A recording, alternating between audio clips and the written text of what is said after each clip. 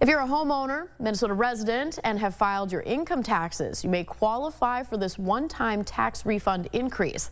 Minnesota Department of Revenue is issuing a one-time property tax refund for homeowners whose properties are classified as a homestead. You must also have a household income of less than $142,490. This is thanks to a larger tax bill passed by the state legislature and signed into law late last month, with hopes to combat the rising cost of homeownership.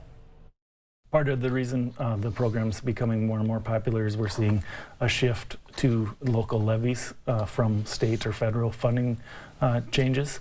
And so we encourage all folks that may have looked at this program in the past and may not have qualified to consider looking at it annually to make sure, because that income level does change every year.